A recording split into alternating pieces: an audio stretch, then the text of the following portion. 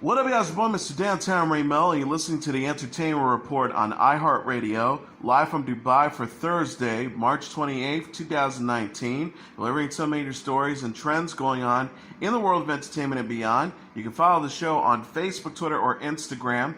Facebook.com/The Entertainment Report with Ray Melo. That's RAYMELO. On Twitter at The Enter Report, or on Instagram at The Entertainment Report. You can listen to the show anytime you want on iHeartRadio. Just go to iHeart.com or your iHeart phone app, search for The Entertainment Report, and it'll take you to the page.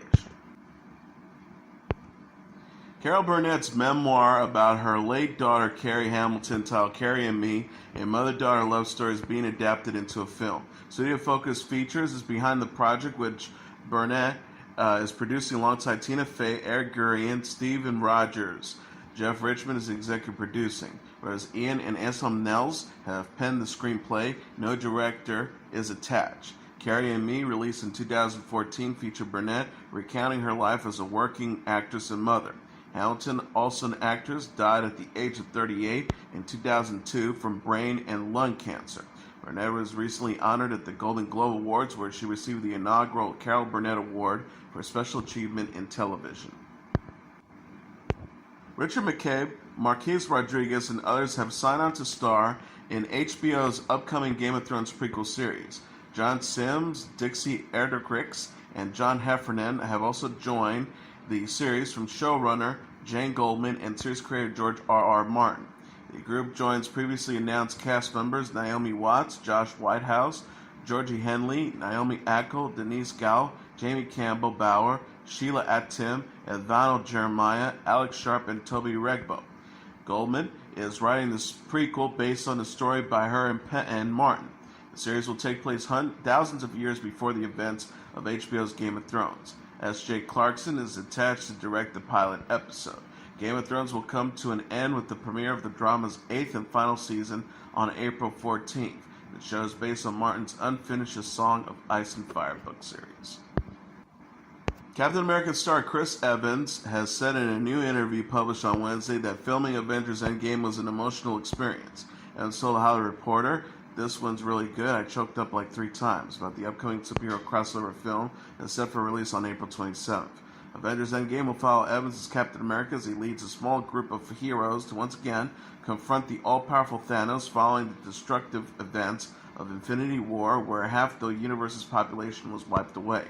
Evans was asked in the video produced by The Hollywood Reporter and released on Twitter what his last memory was from the set of Endgame. The actor said, "Getting emotional. It was surprisingly emotional." Evans also discussed with the publication his career plans following the release of Endgame, addressing rumors that he wants to retire from Hollywood. Evans says, "I never said the word retire. It's a really obnoxious notion for an actor to say they're going to retire. It's not something you're retired for." Evans will next be seen in director Rian Johnson's Knives Out and is set to star in Netflix's film adaptation of Donald Ray Pollock's 2011 novel The Devil's All the Time, alongside his Avengers co-star Tom Holland. Adam Lambert is going Instagram official with his new boyfriend.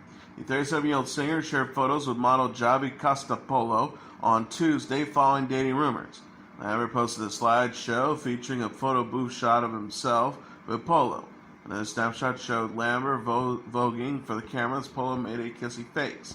Lambert wrote, adding a heart emoji, "Love you," at Javi Costapolo.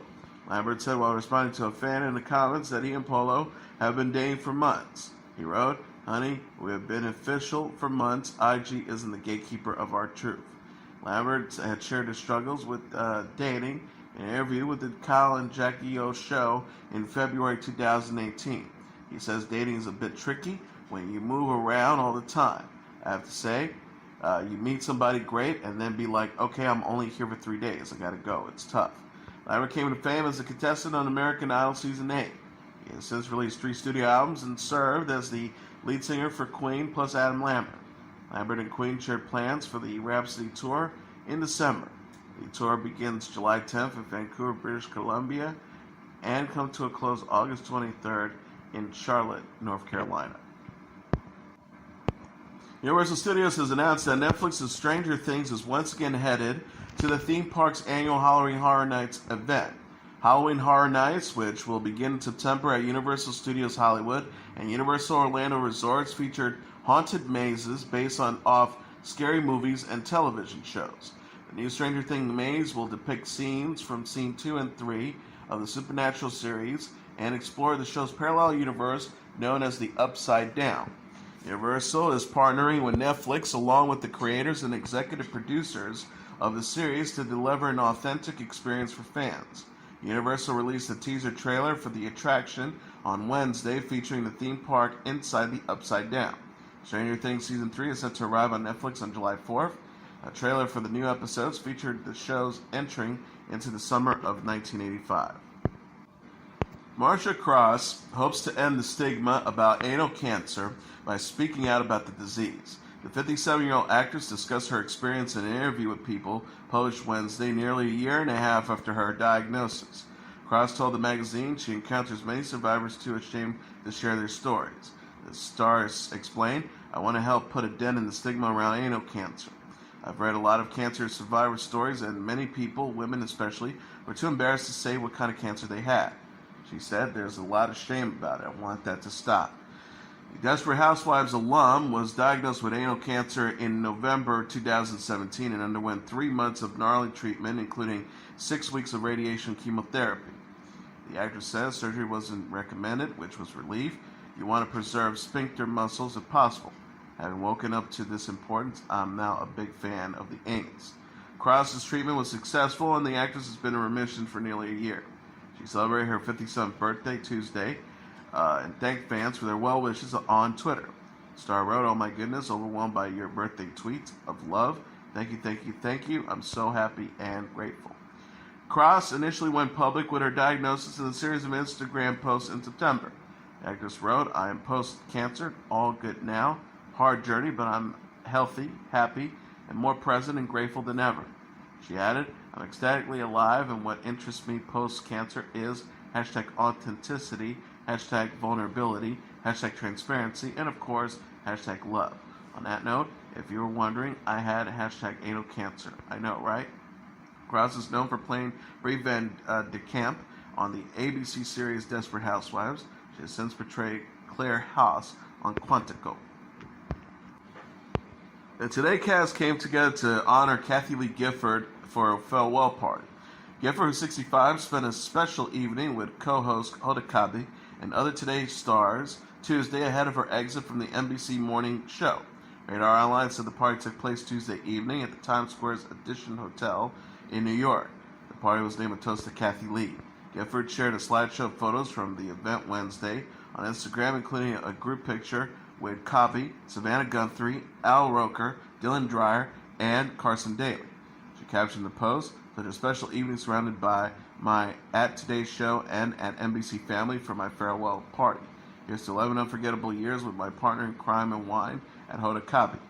Kotb has posted snapshots from the event on her own account. She wrote, adding a crying emoji, Kathy Lee Gifford's farewell party. Gifford announced in December she will leave Today in April after 11 years as host. Today confirmed in February Jenna Bush Hager will replace Gifford as Kotb's co-host. Gifford got emotional about her impending departure during a joint interview with Kotb on Tuesday. She will host her final episode of Today on April 5th. The star told Entertainment Tonight of Kotb, "She's the best friend you could have. I consider Hoda one of my dearest forever." Brantley Gilbert is going to be a dad of 2. The 34-year-old country music singer and his wife, Amber Gilbert, announced Tuesday they are expecting a baby girl in September. Amber wrote on Instagram, "Surprise, finally, I can share a big secret. Barrett will be a big brother to a baby sister in September." She says, "It's been hard to keep this under wraps, so thanks for being patient and waiting on me to share when we were ready. Bring on all the bows and pink, #baby girl, #15 weeks, #girls really do make you more sick." Gilbert and Amber announced their baby's sex at a party with friends and family. The couple held their 16-month-old son Barrett as they pulled a string to open a box filled with pink confetti and balloons. Gilbert said in an interview with People, "Oh, I cried. I was so sure it was a boy. I wasn't ready for it to be a little girl. And man, when it was, I just wanted a healthy, happy birthday. But a little girl means a whole other deal." He shared, I am just mush with Barrett. I think a girl is going to be a whole new level of everything, and I'm ready. I already know she's going to own me, and that's okay. Gilbert is known for the singles You Don't Like Her Like I Do, Bottoms Up, and One Hell of an Amen. He last released the album The Devil Don't Sleep in January 2017. Motown legend Diana Ross rang in her 75th birthday at a star-studded bash. The singer celebrated the occasion Tuesday with her family and famous friends, including Beyonce and Khloe Kardashian. Hill says Ross had a pre-party at the Warwick nightclub in Los Angeles. Beyonce delivered an impromptu performance of Happy Birthday before embracing Ross. Ross's son Evan shared a video of the moment Tuesday on Instagram, writing, "Happy Birthday, Mom." Evan's wife Ashley Simpson, sisters Tracy Ellis Ross, Sean Diddy Combs, Robin Thicke, Kourtney Kardashian, and Kris Jenner were among the other guests in attendance. Entertainment Tonight say Gayle King was spotted arriving at the main event at the Hollywood Palladium. Ross herself performed at the Hollywood Palladium. She sang several of her hits, including I'm Coming Out, and sported 5 total outfits throughout the night. Diddy, Thicke, and Stevie Wonder also performed at the party. Ross invited Khloe, Kourtney, and Kris to dance with her on stage at one point, and later shared an on-stage hug with Leonardo DiCaprio. Ross shared her happiness in a tweet. She wrote, "I'm basking in the light of this deliciousness of this amazing moment in my life. I thank you all with a huge heart. Your love keeps me going." Ross came to fame with the girl group The Supremes. She released her 23rd studio album, I Love You, in October 2006.